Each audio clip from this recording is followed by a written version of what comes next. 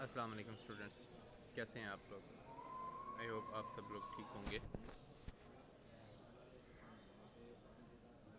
मैं आप लोगों को साथ ही आप लोगों के साथ लिंक शेयर कर रहा हूँ ताकि आप लोगों के पास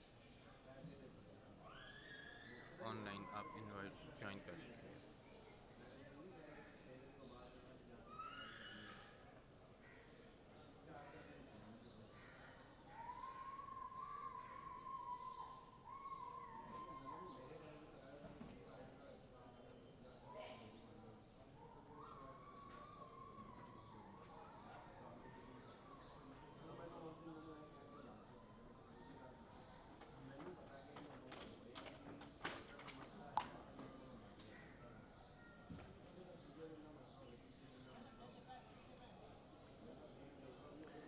अस्सलाम वालेकुम, ये आवाज़ आ रही है सबको। आई होप सब लोगों को आवाज़ आ रही होगी। आज हमारा टॉपिक है स्क्रीनिंग। हमने लास्ट टाइम स्क्रीनिंग डिस्कस किया था जिसमें हमारे पास कुछ चीज़ें हमारी रह गई थी। स्क्रीनिंग के बारे में हमने जाना कि स्क्रीनिंग क्या होती है। स्क्रीनिंग में हमने देखा कि अनरिकॉग्नाइज्ड डिजीज़ डिटेक्ट होती है जो बाय मींस और ऑफ रैपिडली अप्लाइड टेस्ट के हवाले से, एग्जामिनेशन के हवाले से, या फिर हम उस प्रोसीजर में फॉलो करते हैं अपेरेंटली इन हेल्थ इंडिविजुअल्स को। हमने इसमें देखा था कि ये हमारे पास स्क्रीनिंग का जो प्रोग्राम होता है ये पीरियोडिक हेल्थ के हवाले से डिफ़र करता है। उसके अलावा एग्जामिनेशन में हमारे काम आता है। उसके अलावा हमारे पास कैपेबल होता है वाइड एप्लीकेशन के हवाले से, रिलेटिवली इनएक्सपेंसिव होता है और रिक्वायर इसमें हमारे पास फिजिशियन टाइम होता है। उसके बाद हमारे पास एम्स थे। हमने एम्स की बात की थी कि हमारे पास इसमें हमें क्या क्या एम्स होते हैं या ऑब्जेक्टिव्स हमारे पास हेल्थ के होंगे स्क्रीनिंग के हवाले से। उसमें हमारे पास कि हमारे पास किसी भी डिज़ीज़ को लार्ज स्केल पे या किसी ग्रुप को, किसी एरिया को हम कवर करने के लिए भी कर सकते हैं। उसके अलावा हमने देखा कि इसमें हमारे पास इसका एम हमारे पास ये होता है कि हम इंक्रीज रिस्क डिज़ीज़ को अंडर स्टडी करते हैं। उसके बाद हमने इसमें यूजेस देखे तो यूजेस में हमारे पास केस डिटेक्शन था, कंट्रोल ऑफ डिज़ीज़ था, रिसर्च पर्पज़ था, एजुकेशनल अपॉर्चुनिटीज़ थी। फिर हमने इसकी टाइप्स देखी कि हमारे पास कौन कौन सी टाइप्स हैं। मैस स्क्रीनिंग है, मल्टीफेजिक स्क्रीनिंग है। मैस स्क्रीनिंग में हमने देखा कि मैस स्क्रीनिंग क्या होती है। मैस स्क्रीनिंग हमने कहा कि इंटायर पॉपुलेशन या किसी लार्ज ग्रुप ऑफ पीपल के हवाले से बात करेंगे। फिर हमने कहा कि हमारे पास क्या है जी टारगेटेड स्क्रीनिंग। टारगेटेड स्क्रीनिंग में हमारे पास क्या होता है कि हम किसी एक ग्रुप को या किसी एक जो हमारे पास कोई एक ग्रुप या जो हायर रिस्क के पेशेंट्स होंगे वो ग्रुप हम अंडर स्टडी करेंगे। उसके बाद हमने इसको फॉलो किया तो हमारे पास केस फाइंडिंग है। केस फाइंडिंग में देखें, केस फाइंडिंग हमारे पास किसी भी केस को स्टडी करने के हवाले से या किसी केस को फाइंड आउट करने के हवाले से हमारे पास ये चीज़ें चलती हैं। फॉर एग्जांपल हम टीबी के केसेस को हम स्क्रीन कर रहे हैं कि हाई रिस्क पॉपुलेशन में टीबी के कितने केसेस हैं। उसके बाद यूनिवर्सल स्क्रीनिंग की बात हम डिस्कस कर चुके थे कि यूनिवर्सल स्क्रीनिंग क्या होती है। हम इंडिविजुअल एवरीवेयर इंडिविजुअल को, हम पॉपुलेशन को हम टेस्ट करते हैं। उसमें हमारे पास स्पेसिफिक डिजीज़ जो कंडीशंस होती हैं उसके हवाले से हम बात करते हैं। उसके बाद हमने मल्टीफेजिक स्क्रीनिंग में देखा कि कम्प्रिहेंसिव अप्रोच जो होती है उसमें हमने देखा कि कम्प्रिहेंसिव अप्रोच को अगर हम देखेंगे तो हमारे पास मल्टीपल जो होंगे टेस्ट होंगे, उसके डिफरेंट डिजीज़ होंगी, उनको हम इसमें कंडक्ट करेंगे सेम टाइम और उसी सेम टाइम में जो हमने हमारे पास टाइम गिवन है। फिर हमने बात की सर्विलेंस स्क्रीनिंग। सर्विलेंस स्क्रीनिंग में हमने देखा कि कंटिन्यूस सिस्टमैटिक स्क्रीनिंग होती है पॉपुलेशन की, जो उसको हम मॉनिटर करते हैं ताकि हम किसी भी एमरजेंस ऑफ द डिज़ीज़ या फिर हेल्थ रिलेटेड कंडीशंस को डिस्कस कर सकें। दैन हमारे पास था जी स्क्रीनिंग फॉर रिस्क फैक्टर्स। इसकी बेसिकली हमारे पास स्क्रीनिंग फॉर रिस्क फैक्टर हमने देखा। उसमें हमारे पास क्या था कि हमने जो हमारे रिस्क फैक्टर्स हैं, प्री डिस्पोज फैक्टर्स होंगे, उसके बारे में हम स्पेसिफिक डिजीज़ को हमने इसमें कंसीडर किया था। इंपॉर्टेंस ऑफ द स्क्रीनिंग हमने देखी थी कि इंपॉर्टेंस ऑफ द स्क्रीनिंग क्या होती है कि हमारे पास इसका क्रिटिकल रोल होता है पब्लिक हेल्थ में या फिर डिजीज़ प्रिवेंशन के हवाले से। देन हमने अर्ली डिटेक्शन ऑफ केस देखा। इसके हमें एडवांटेजेस क्या हैं। अर्ली डिटेक्शन है, प्रिवेंशन एंड रिडक्शन है ऑफ डिजीज़ बर्डन होता है इसके साथ, कॉस्ट इफ़ेक्टिव हेल्थ केयर है। उसके अलावा improving public health and reducing mortality, ये हमने डिस्कस किया था। Empowering individual with health information के हवाले से हमने इसको मज़ीद आगे चलाया। उसके बाद टारगेटेड हाई रिस्क प्रोग्राम को हमने देखा कि इसके हमारे पास बेनिफिट्स क्या हैं। आफ्टर दैट हमने डिस्कस किया reducing the spread of infectious disease, कि हमारे पास किस हवाले से इन्फेक्शियस डिजीज़ स्प्रेड होगी, उसके रिस्क को रिड्यूस करने के लिए हम किस तरीके से उसे हम रिड्यूस कर सकते हैं। देन मूव करते हैं जी monitoring and surveillance of disease. ये भी इसके बेनिफिट्स भी हम कर चुके थे कि मॉनिटर हम कर किसी भी डिज़ीज़ को हम मॉनिटर करते हैं तो उसमें हमने देखना ये है कि हमारे पास जब प्रेवलेंस होगी डिज़ीज़ के हवाले से population and track changes in disease pattern over a time. Then empowering quality of life है, इसमें हमारे पास बेनिफिट्स हैं। For many disease early treatment और intervention can significantly improve quality of life by empowering severe symptoms or complications. Physiological benefits, यहाँ से I think हमने start करना था। empowering improving quality से हम स्टार्ट करेंगे। आज का हमारा जो लेक्चर है हम इसमें देखेंगे कि हमारे पास इम्प्रूविंग क्वालिटी ऑफ लाइफ किस हवाले से चलती है। इम्प्रूविंग क्वालिटी ऑफ लाइफ हम कैसे करते हैं जी, कि हम इम्प्रूव करते हैं, बेनिफिट्स देखते हैं इसमें। For many disease early treatment होता है हमारे पास, या फिर intervention can significantly improve quality of life by preventing severe symptoms और कॉम्प्लिकेशंस के हवाले से। हम जो हमारे पास कॉम्प्लिकेशंस होंगी किसी भी डिज़ीज़ को प्रिवेंट करने के हवाले से, उसके जो कॉम्प्लिकेशंस हैं हम उनसे बच सकते हैं। हमारे पास अर्ली सिम्टम्स से हम बच सकते हैं। अर्ली सिम्टम्स को हम ट्रीट करेंगे तो हमारे पास सीवियर केसेस में पेशेंट नीड हमारे पास लाई करेगा, हम उसको as soon as possible cure कर लेंगे। उसके अलावा इंटरवेंशन की अगर ज़रूरत होगी तो उसको हम इंटरवेन कर सकते हैं। एग्जांपल इसमें हमारे पास देखेंगे तो आपके पास आएगी कि हेयरिंग लॉस, अगर हमारे पास बच्चों में, आपने देखा होगा कि बच्चों में बहुत कॉमन होता है। Hearing loss in children through screening can ensure timely intervention. आपके अर्ली चाइल्डहुड में जो बच्चा होता है, आप उसको स्क्रीनिंग के थ्रू आप देख सकते हैं कि हमारे पास उसमें बच्चे में हेयरिंग लॉस आ रहा है या नहीं आ रहा। अब अगर वो टाइमली हम स्क्रीन कर लें तो हम उसका हेयरिंग एड्स या हमारे पास हेयरिंग इम्प्लांट्स जो होते हैं, इम्प्लांट्स लगाए जा सकते हैं। हेयरिंग एड्स के थ्रू वो बच्चा बात नहीं करता होगा, हम उस हेयरिंग एड्स या इम्प्लांट करने की वजह से अब बच्चा सुनेगा तो बोलेगा। ये बहुत कॉमन है, हम अमूमन एकाध बच्चों में ये आ जाता होता था। तो इसका पहले पाकिस्तान में ट्रीटमेंट नहीं था। अब लाहौर, कराची और डिफरेंट हॉस्पिटल्स में, इवन दो इस्लामाबाद, अब मुल्तान में तो अभी स्टार्ट नहीं हुआ, लेकिन जो डॉक्टर इम्प्लांट करते थे कराची में, अब वो मुल्तान में भी एंटर हो चुके हैं। तो वो करते अब यहाँ पे हैं, वो अवेलेबल होते हैं। तो उस हॉस्पिटल में मुख्तार शेख में वो वहाँ पे भी अब इन्होंने स्टार्ट किया हुआ है, लेकिन ये काफ़ी कॉस्टली है। उसके बाद फिज़ोलॉजिकल बेनिफिट्स में हम देखेंगे कि हमारे पास स्क्रीनिंग से फिज़ोलॉजिकल बेनिफिट्स क्या होते हैं। उसमें बेनिफिट्स देखें तो हमारे पास एंजाइटी, देयर में भी एंजाइटी हो सकती है सराउंडिंग स्क्रीनिंग टेस्ट के हवाले से। द पोटेंशियल टू अवॉइड और prevent disease through early detection can offer peace of mind to individual knowing them the taking proactive steps for their health. अच्छा, मैं ये बात कर रहा था कि हमारे पास जब आप स्क्रीनिंग करेंगे तो बहुत से क्वेश्चन आपसे पूछेंगे, लोग पूछेंगे कि आप लोग क्यों स्क्रीनिंग कर रहे हैं। आपको लोगों को बताने का, उसके जो बेनिफिट्स हैं आप उसके लोगों को वो बताएंगे कि वो उसके हमें एडवांटेजेस क्या हैं। उसके एडवांटेजेस के साथ हमारे पास क्या होगा, उसके एडवांटेजेस में हमारे पास जो होगा, हम देखेंगे कि हमारे पास डिज़ीज़ को प्रिवेंट कर रहे हैं और अर्ली केस डिटेक्ट कर रहे हैं। उसके साथ हमारे पास इंडिविजुअल्स जो हैं उनके पास प्रोएक्टिव स्टेप्स जो होंगे हेल्थ के, वो हमारे पास इजी हो जाएंगे। मसलन फॉर एग्जांपल हम अगर सर्वाइकल कैंसर के हवाले से बात करते हैं तो हमने पैप स्मीयर देखा, तो उसमें हमारे पास क्या है जी, कंसर्न क्या होता है हमारे पास कैंसर का वुमेन में, specially when combined with the preventive measures के हवाले से हम उनको वैक्सीनेशंस नहीं करवाते। तो हमारे पास ये एक चीज़ है, अगर हम स्क्रीनिंग करवाएंगे तो हमारे पास प्रिवेंटिव मेजर्स हो जाएंगी और हमारे पास जो लोग हैं वो स्क्रीनड आउट हो जाएंगे कि किन पेशेंट्स में हमारे पास सर्वाइकल कैंसर होने के चांसेस हैं या नहीं है। आपने ये नॉर्मली नोट किया होगा कि लोग सवाल करते हैं कि हम ये टेस्ट करवाएं तो हमें इसका क्या फ़ायदा होगा। बेसिकली स्क्रीनिंग में हम इस चीज़ पे डिस्कस कर रहे होते हैं। इसको मज़ीद आगे चलते हैं। क्राइटेरिया फॉर स्क्रीनिंग में अगर हम देखेंगे तो क्राइटेरिया फॉर स्क्रीनिंग आपका आसान सा तरीका है कि हम जो पॉपुलेशन हमने कहा था कि हमारे पास हाई रिस्क पॉपुलेशन होगी, हम उस हाई रिस्क पॉपुलेशन को चलाएंगे।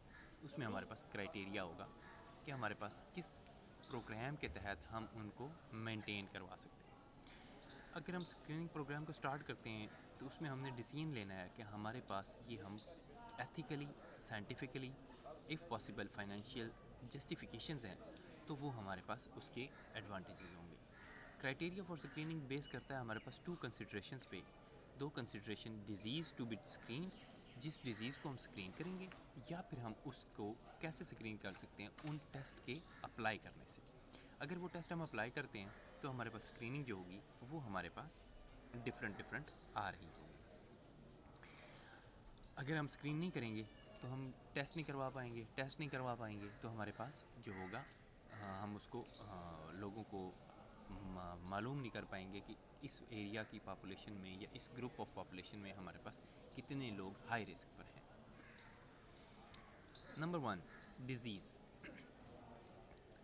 The disease to be screened must fulfil the following criteria. हमारे पास जो है जो क्राइटेरिया होता है किसी भी डिज़ीज़ को स्क्रीन करने का, वो कम्प्लीटली फुलफ़िल होना चाहिए before it's considered suitable are for screening. अगर वो हमारे पास सूटेबल होगी तो हम उस डिज़ीज़ को स्क्रीन करेंगे, अदरवाइज़ हमें उसको स्क्रीन करने का कोई एडवांटेज नहीं होगा। The condition sought should be an important health problem in general, prevalence should be high.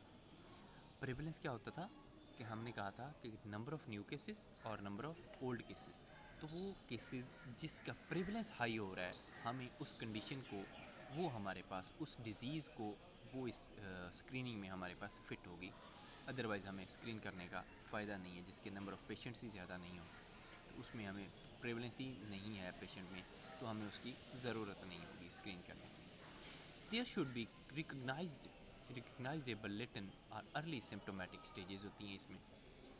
आपने देखा होगा कि फ़ॉरेन कंट्री में हम जो तरक्की याफ्ता मुल्क होते हैं वो किसी डिज़ीज़ को अक्कर होने से पहले रोकथाम कर लेते हैं। तो वो किस हवाले से रोकथाम कर लेते हैं, क्योंकि वो उस डिज़ीज़ के लिए लोगों की स्क्रीनिंग करवा रहे होते हैं ताकि वो डिज़ीज़ अक्कर ना हो। ठीक है, उन्होंने वो उसको कंपाइल कर लिया और उस डिज़ीज़ को कम कर लिया। जैसे जैसे हम डिज़ीज़ को कम करेंगे वैसे वैसे हमारे पास हेल्थ इंप्रूव होगी, हेल्थ इंप्रूव होगी तो हमारा मुल्क तरक्की करेगा। उस हवाले से हम बात कर रहे थे। It should be adequately understood, वो अंडरस्टूड होना चाहिए कि हम इस हवाले से सही जा रहे हैं या नहीं सही।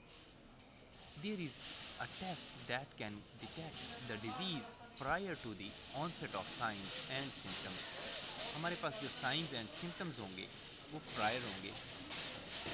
आप लोगों के पास शोर आ रहा होगा क्योंकि मैं हॉस्पिटल में बैठा हूँ, तो यहाँ पे हमारे पास काफ़ी डिस्टर्बेंस रहती है। कोशिश तो मैंने की है कि मैं सेपरेट रूम में बैठूँ, लेकिन अभी अगर आ रहा है तो I am sorry.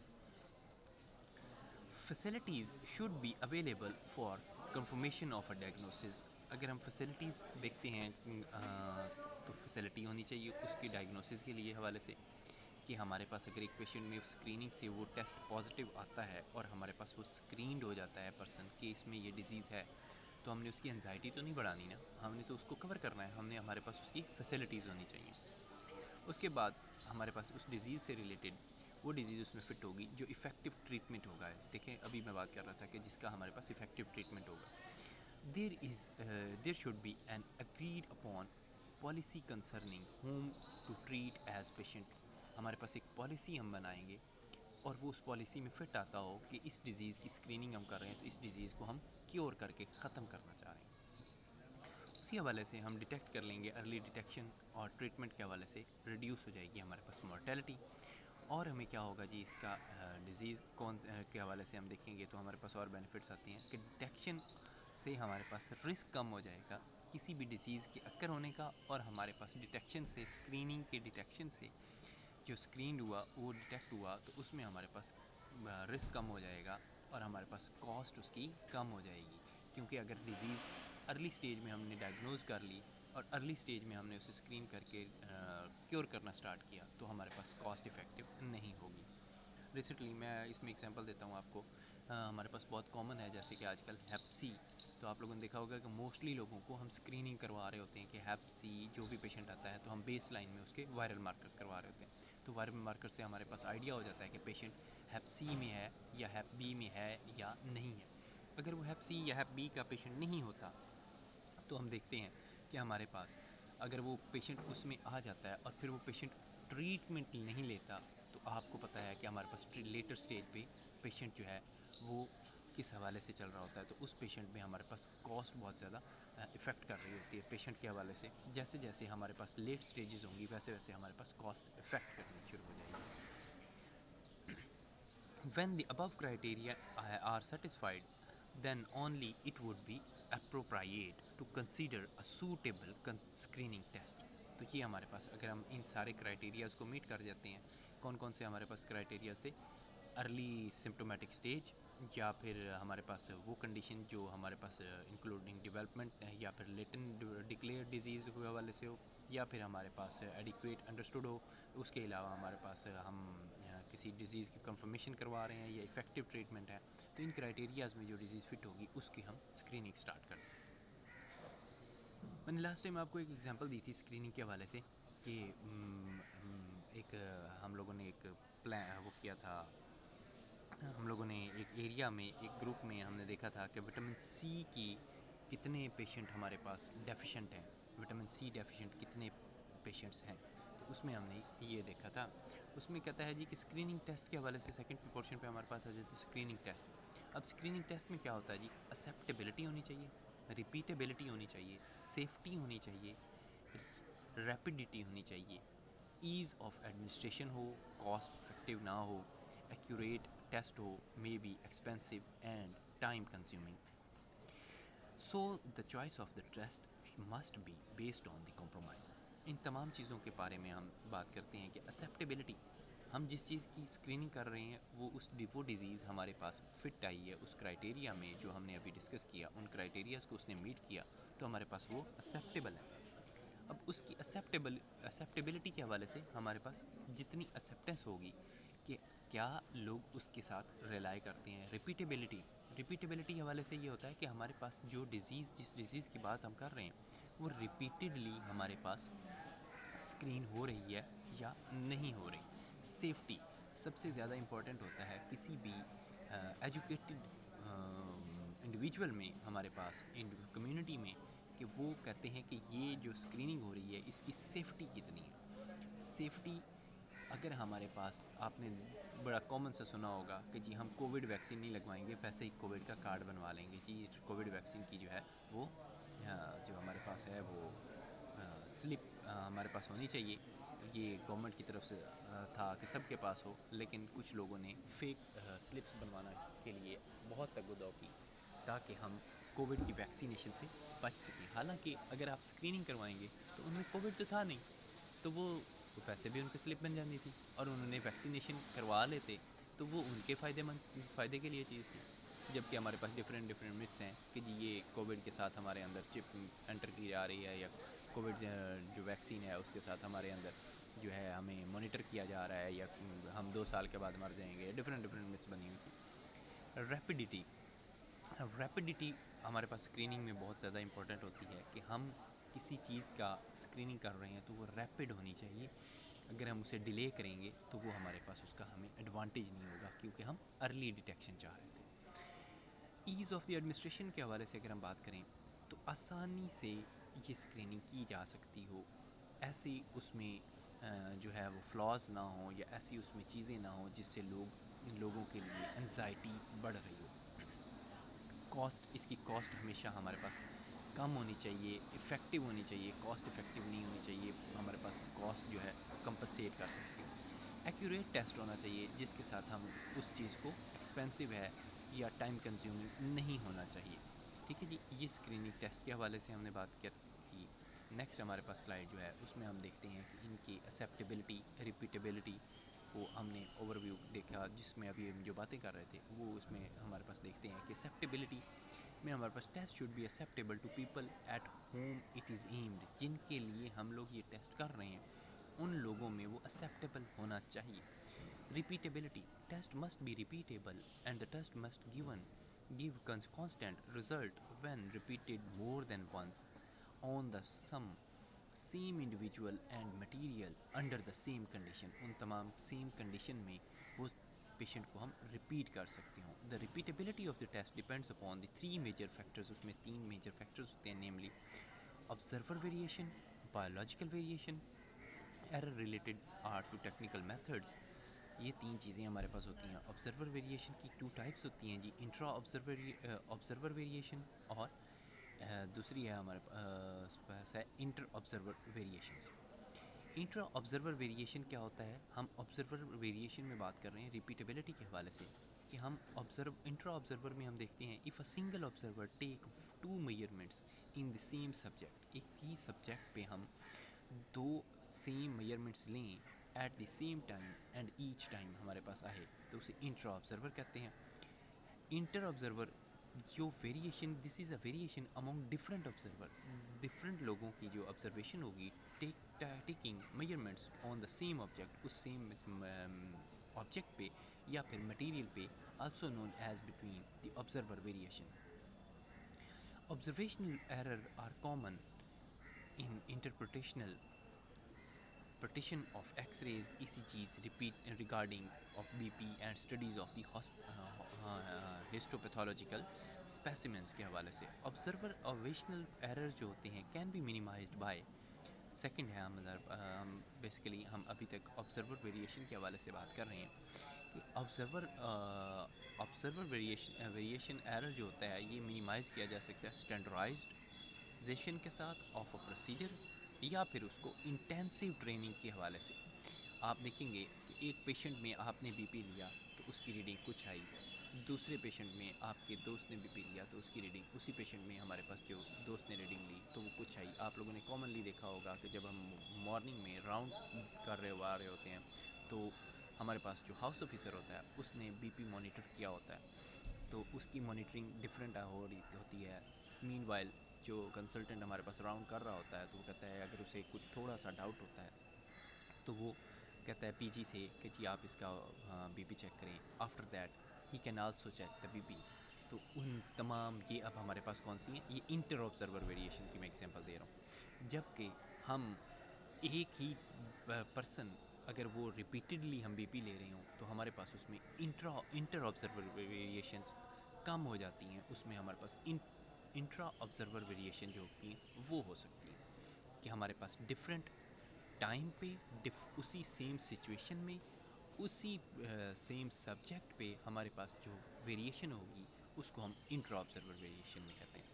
Intensive training of all the observer, हमारे पास अगर इंटेंसिव ट्रेनिंग करवाएंगे हम उसी पर्सन पे, उसी पर्सन की जो हमारे पास फॉर एग्जांपल जैसे अभी मैं एग्जांपल एक हाउस ऑफिसर की दे रहा था या एक पीजीआर की एग्जांपल दे रहा था या फिर एक मैं कंसल्टेंट के हवाले से बात कर रहा था, वो रिपीटेडली कर रहे होते हैं तो जैसे जैसे रिपीटेडली आप इसको किसी चीज़ को आप ऑब्ज़र्व करेंगे वैसे वैसे उसमें हमारे पास जो है वेरिएशन होने के चांसेस कम हो जाते हैं। एक तो ये हो गया। नेक्स्ट हमारे पास जो स्लाइड है उसमें हम देखेंगे बायोलॉजिकल वेरिएशन। बायोलॉजिकल वेरिएशन में हम देखते हैं कि there is a biological variability associated with many physiological variables such as blood pressure, blood sugar, serum cholesterol. Biological में हमारे पास बेसिकली हम उसकी वेरिएशंस देख रहे होते हैं, वेरिएबल्स देख रहे होते हैं कि उसकी फिजियोलॉजिकल वेरिएबल्स जो होते हैं, जैसे कि हमारे पास एक पर्सन है, एक पेशेंट है, सब्जेक्ट है, उसको हम उसका ब्लड प्रेशर मॉनिटर करें या उसकी ब्लड शुगर मॉनिटर करें या फिर उसकी cholesterol. These are due to, ये क्यों होती हैं हमारे पास? Changes in the parameters observe, जो हमने पैरामीटर्स देखे उनकी वजह से, या फिर वेरिएशंस हो सकती हैं हमारे पास way patient perceive symptoms and answers, वो सिम्टम्स या आंसर के हवाले से देखता है। रिग्रेशन टू मीन, हमारे पास रिग्रेशन होती है। Errors related to technical methods हमारे पास थर्ड था, उसमें हम देखते हैं कि हमारे पास इसमें क्या होता है जी, repeatability may be affected by variations inherent in the method. अब हम जब बार बार रिपीट करेंगे तो हमारे पास उसमें कुछ ना कुछ एरर आ सकता है। उसको हम कैसे, मसलन फॉर एग्जांपल डिफेक्टिव हो सकता है, इंस्ट्रूमेंट का एरर हो सकता है, हमें ऑब्जर्व करने में एरर आ सकता है। उसके अलावा हमारे पास फॉल्टी रीएजेंट्स हो सकते हैं। एरोनियस हो सकता है, कैलिब्रेशंस हो सकती हैं, जो test might be itself unreliable और इनअप्रोप्रिएट होगा, उसमें भी हमारे पास एरर आ सकता है। वैलिडिटी होती है किसी भी चीज़ की एक्यूरेसी के हवाले से कि कितनी एक्यूरेट है।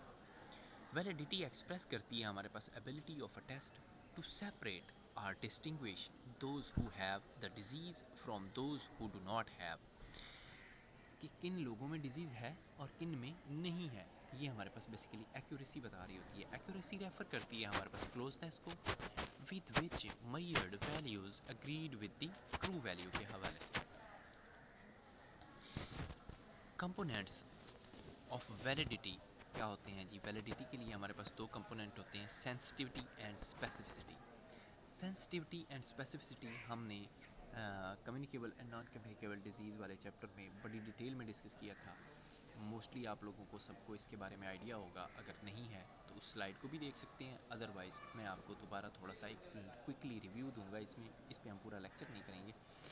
क्विकली रिव्यू में आप सेंसिटिविटी देखते हैं तो ये हमारे पास 2x2 का एक टेबल होता है, जिसमें हम स्क्रीनिंग टेस्ट के रिज़ल्ट के हवाले से हमारे पास क्या होता है जी?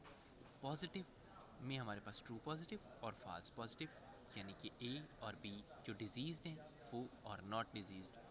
जो नेगेटिव हैं वो हमारे पास सी पे फॉल्स नेगेटिव और ट्रू नेगेटिव आ जाएगा। ठीक है, नेगेटिव दोनों नेगेटिव हो गए ना, फॉल्स भी और ट्रू भी। अब हमने फॉल्स को पहले रखना है और ट्रू को बाद में रखना है, ताकि हमारे पास नॉट डिजीज़ में हमारे पास फॉल्स, उसमें डिजीज़ नहीं है, और नेगेटिव ट्रू नेगेटिव का मतलब भी उसमें डिजीज़ नहीं है। जबकि हम पॉजिटिव की बात करेंगे तो उसमें हमारे पास डिजीज़्ड पर्सन होंगे, जिनमें ट्रू पॉजिटिव होगा और हमारे पास फॉल्स नेगेटिव होगा, यानी कि उसमें डिजीज़ अक्कर हुई है। अब इसको हम 2x2 का टेबल इसलिए कहते हैं कि हम ए प्लस बी हम इस तरह से भी कर सकते हैं, हमारे पास डिजीज़्ड के हवाले से, नेगेटिव हम सी प्लस डी के हवाले से देखते हैं। जबकि हम टोटल करते हैं तो हम डिजीज़्ड का अगर हम टोटल करेंगे तो हमारे पास ए प्लस सी आना चाहिए, मतलब कि जिनमें डिजीज़ अक्कर हुई, और बी प्लस डी का मतलब जिनमें डिजीज़ नहीं अक्कर हुई। तो इसे हम 2x2 के टेबल से देखते हैं। इसमें हमारे पास स्क्रीनिंग और सेंसिटिविटी का फॉर्मूला होता है, उसको हम उस हवाले से देखते हैं। ये आगे मज़ीद थोड़ा सा एक्सप्लेन भी किया हुआ है, ताकि आप लोगों के लिए क्विकली रिव्यू हो जाए, आपको दोबारा उस चैप्टर में या उस स्लाइड में दोबारा से घुसना ना पड़े। Where those individual found positive on the test, A पे हमारे पास वो लोग हैं जिनमें हमारे पास पॉजिटिव टेस्ट है। Who have the condition or disorder being studies, जो ट्रू पॉजिटिव जिनमें कंडीशन है पॉजिटिव होने के, डिजीज़ होने के, वो हमारे पास कंडीशंस या डिसऑर्डर्स हैं जिनमें ऑलरेडी एग्जिस्ट कर रहे हैं, वो डिजीज़्ड पर्सन है, तो वो हमारे पास ट्रू पॉजिटिव में होंगे। फॉल्स पॉजिटिव में हमारे पास वो लोग होते हैं जिनमें डिजीज़ नहीं है, do not have the disease. C पे हमारे पास फॉल्स नेगेटिव था, पर्सन जिनमें हमारे पास नेगेटिव टेस्ट आया, रिज़ल्ट आया कि इनमें डिजीज़ नहीं है। नेगेटिव जो हमारे पास true negative result, who do not have the disease. ठीक है, उसको मज़ीद हमने इस तरीके से एक्सप्लेन कर लिया। सेंसिटिविटी, हम किसी भी चीज़ की सेंसिटिविटी, आप लोगों को कहेंगे कि सेंसिटिविटी क्या होती है या स्पेसिफिसिटी क्या होती है। सेंसिटिविटी होती है बेसिकली हम ability of a test to identify correctly all those who have the disease, जिनमें डिजीज़ है वो हमारे पास सेंसिटिविटी में आ जाएगी, जो ट्रू पॉजिटिव में होंगे, यानी कि ए plus C. Above 90% of sensitivity means 90% of the disease people screened by the test will give a true positive result and remaining 10% are false negative बताएगा। Specificity क्या होती है? Specificity होती है the ability of a test to identify correctly all those who do not have the disease, जिनमें disease नहीं occur हुई, यानी कि B plus D जो हमारे पास नेगेटिव में थे, नॉन डिजीज्ड थे। ठीक है, तो जब भी हमने सेंसिटिविटी या स्पेसिफिसिटी मालूम करनी होती है तो हम हमेशा 2x2 के टेबल से मालूम करते हैं, और हम इसके हवाले से ही चल रहे होते हैं। और जिनमें जब हमें सेंसिटिविटी मालूम करनी होती है तो हम 2x2 के टेबल से आसानी से उसे कंसीडर कर सकते हैं। बेसिकली स्पेसिफिसिटी में हमने डिजीज़्ड, नॉन स्पेसिफिसिटी में हमने वो पेशेंट्स लेने हैं या वो इंडिविजुअल्स लेने हैं जिनमें हमारे पास डिज़ीज़ अक्कर नहीं है, उनकी बात कर रहे हैं। और जब हम सेंसिटिविटी की बात करेंगे तो हम उनकी बात करेंगे जिसमें हमारे पास डिजीज़्ड पर्सन्स हैं। अब आप लोगों को क्वेश्चन होगा कि हमें बड़ा कॉमनली हम लोगों ने सुना कि हमारे पास कोविड वैक्सीन की सेंसिटिविटी जो थी वो 65% थी, मतलब कि 35% हमारे पास जो था, बाकी का जो 35% रिमेनिंग था वो हमारे पास स्पेसिफिसिटी थी। मतलब कि हमारे पास 35% हमारे पास chances of the disease occur होने के थे। उसे हम इसलिए हम कहते थे कि इसके हमारे पास 65% सेंसिटिविटी है। ठीक है, जब भी हम देखते हैं तो हम सेंसिटिविटी में डिज़ीज़ के हवाले से देखते हैं कि हमारे पास सेंसिटिविटी में हम 65% वो परसेंटेज थी जिसमें हमारे पास डिज़ीज़ ना होने के चांसेस थे कि ये डिज़ीज़ के ख़िलाफ़ काम करेगी, और 35% ये था कि इसके होने के बावजूद भी हमारे पास डिज़ीज़ अक्कर हो सकती है।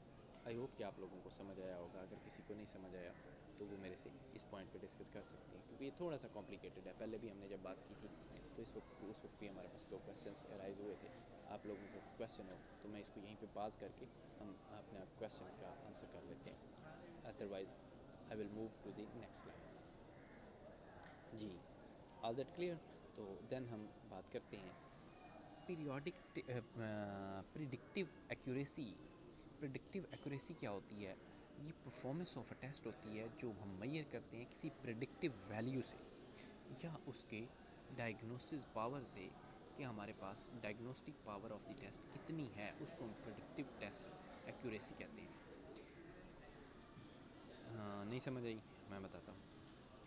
प्रेडिक्टिव एक्यूरेसी होती है बेसिकली हमारे पास वो टेस्ट जो हमें बताता है कि इसमें कितने लोग पॉजिटिव हैं और ये हमारा टेस्ट बिल्कुल ठीक है, उसे हम एक्यूरेसी कहते हैं या प्रेडिक्टिव एक्यूरेसी बोलते हैं। पॉजिटिव, आपको ये क्लियर हो जाएगा अभी जब हम इसमें पॉजिटिव प्रेडिक्टिव वैल्यू की बात करेंगे तो आपको ये तब क्लियर हो जाएगा, या नेगेटिव प्रेडिक्टिव वैल्यू की बात करेंगे। इसको भी बेसिकली हमने उन्हीं 2x2 वाले टेबल के हवाले से डिज़ीज़ और नॉन डिज़ीज़ के हवाले से चलाएंगे तो आपके पास फिर ये बात क्लियर होगी। उस कॉन्सेप्ट को आप अपने माइंड में रखें। हम इस पे बात करते हैं।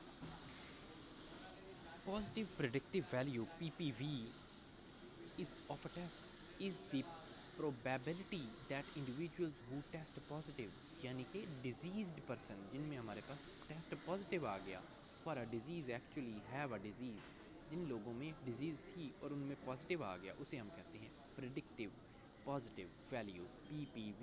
यानी कि 100% अगर हमारे पास पेशेंट हैं, इफ़ 100 पेशेंट्स को हम टेस्ट पॉजिटिव आया तो हमने कहा कि हमारे पास जो है 100% रिज़ल्ट है।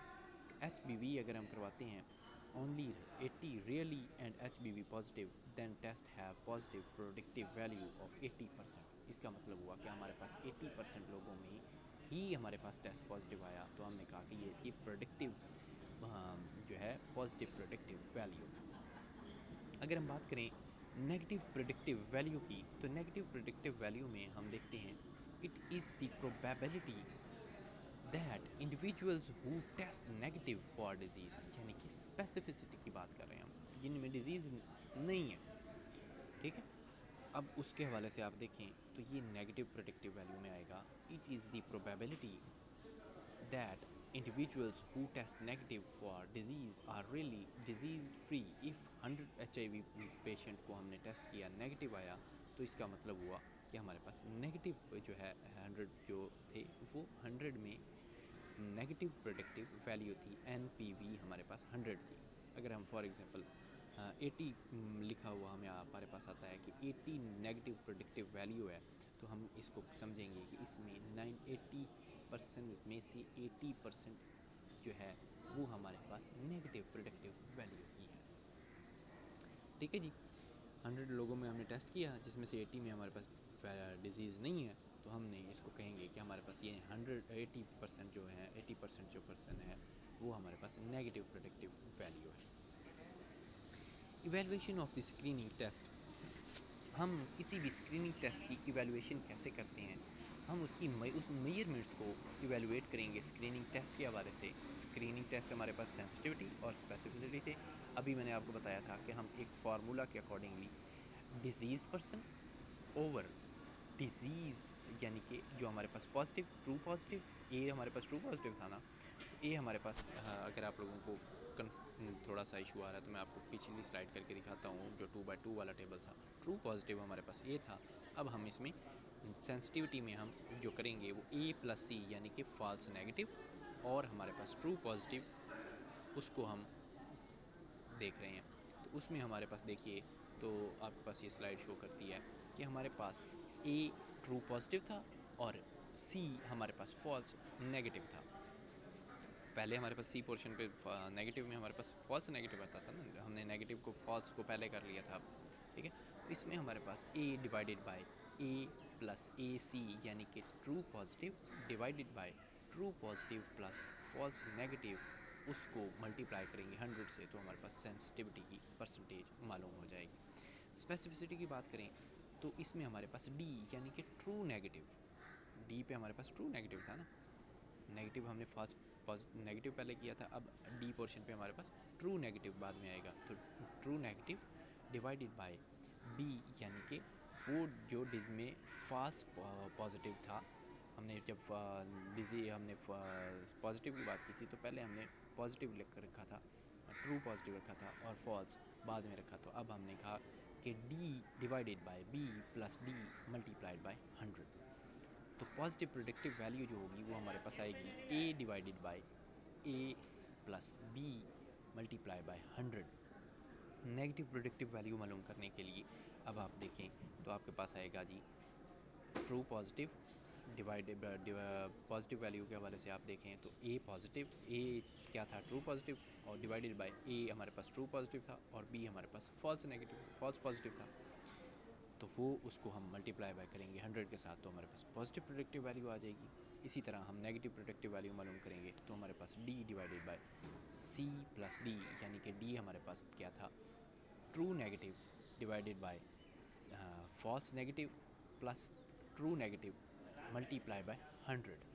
ठीक है, परसेंटेज हम मालूम करें फॉल्स नेगेटिव के हवाले से, तो हमारे पास फॉल्स नेगेटिव की परसेंटेज मालूम करने के लिए हमारे पास फार्मूला है C divided by A plus C multiply by 100, और फॉल्स पॉजिटिव के वाले से B divided by B plus D multiply by 100। ये हमारे पास evaluation of the screening test को हम इस तरीके से इवैल्यूएट कर लेते हैं। नेक्स्ट है हमारे पास slide yielding. Yield is the amount of previously unrecognized disease that is undiagnosed as a result of screening effort।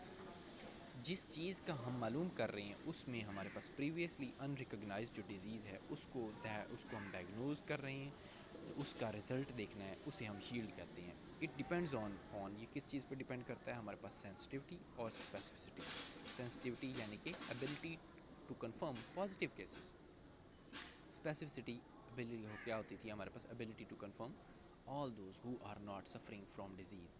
Prevalence of disease हमने बात की, participation of the individual in detection program, for example by limiting a diabetic screening program to person over 40 years, we can increase the yield of the screening test. High risk population are usually selected for screening. The increasing yield, 2 or more tests can be used in the combination to enhance the specificity or sensitivity screening test के हवाले से। यानी कि हम prevalence of the disease क्या होता है, number of new cases, prevalence क्या होता है number of new cases plus old cases, इसमें हम उनके बारे में मालूम कर रहे हैं। ये था जी हमारा आज का लेक्चर। किसी को इस लेक्चर के हवाले से कोई इशू है तो I am waiting for your questions, otherwise हमारे पास लेक्चर का और कोई बात है तो आप बता कर सकते हैं।